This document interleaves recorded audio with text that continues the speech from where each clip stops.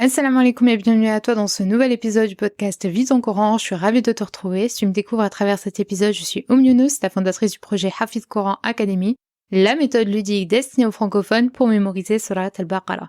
Dans ce podcast, on parle motivation, organisation, conseils, sagesse et plein de magnifiques choses en rapport avec le Coran. Je te retrouve chaque vendredi, Inch'Allah, pour un nouvel épisode. Alors abonne-toi pour ne pas rater les prochains.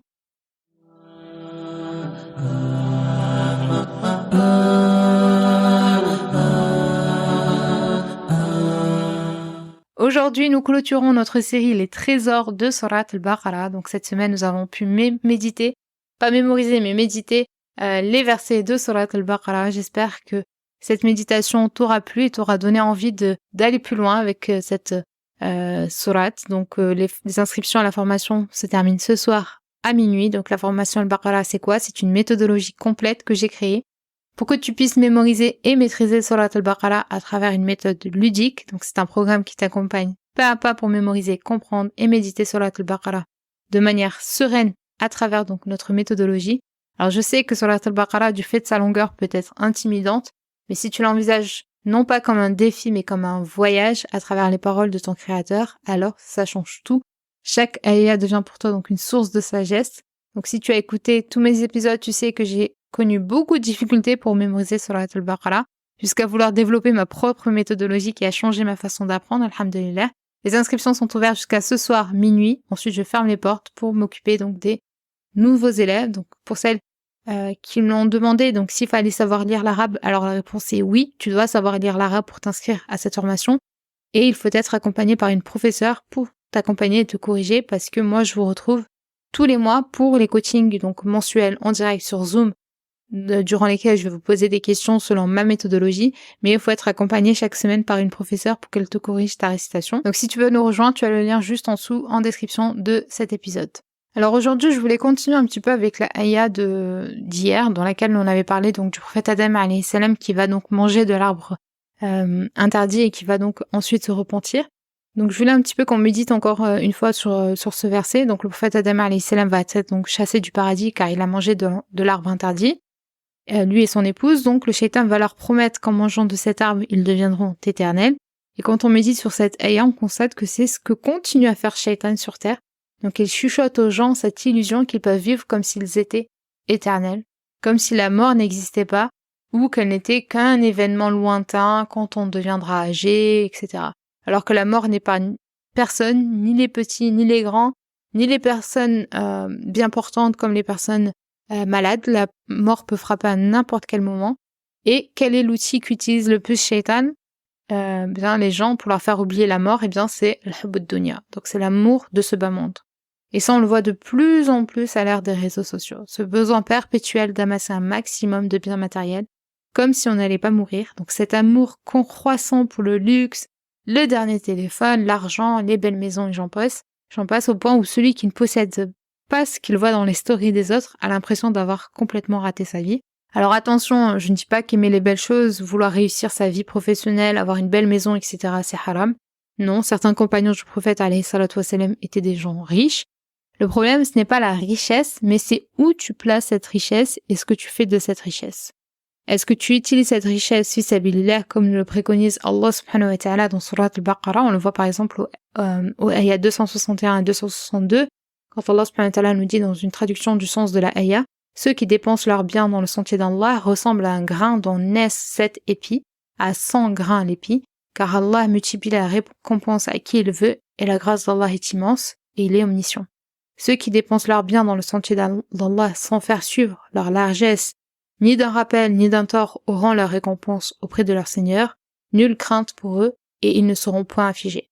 Donc ceux qui dépensent leurs biens dans le sentier d'Allah ressemblent à un grain dont naissent 7 épis à 100 grains l'épi, car Allah multiplie la récompense à qui il veut, et la grâce d'Allah est immense et il est omniscient.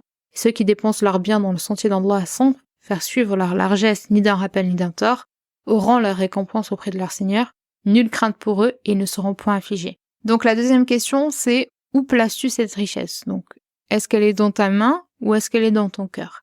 Si elle est dans ta main, eh bien tu ne fais pas partie de ceux qui ont cette maladie de l'amour de ce bas monde. Tu sais que l'argent, ça vient à sa part, que c'est un outil pour profiter de cette subsistance.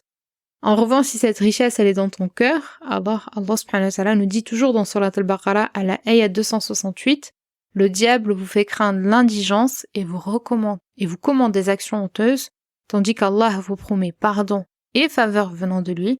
La grâce d'Allah est immense et il est omniscient.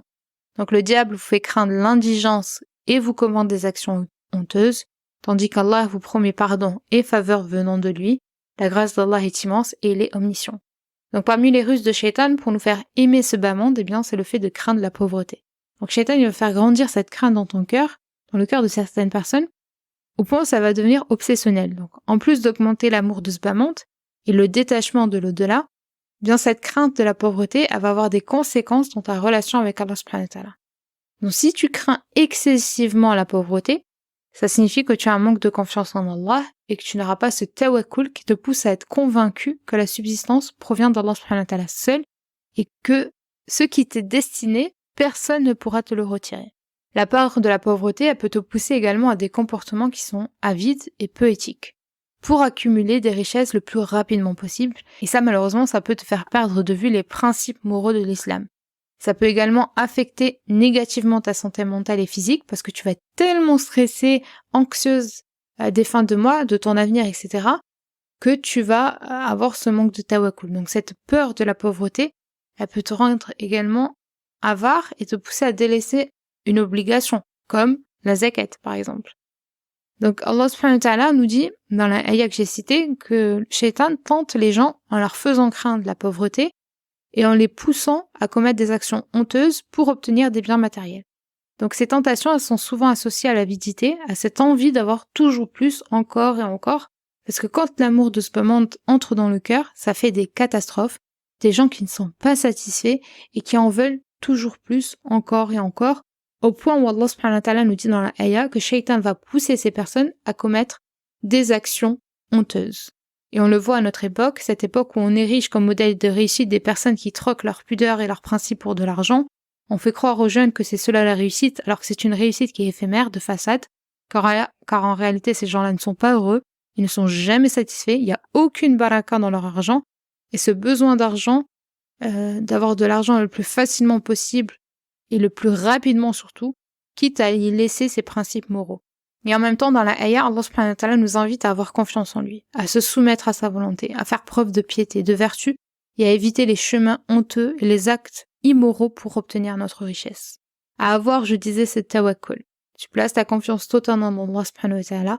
Avoir le tawakkul, ça ne veut pas dire que tu restes les bras croisés chez toi sur ton canapé en attendant que tout se passe, que tu gagnes des millions.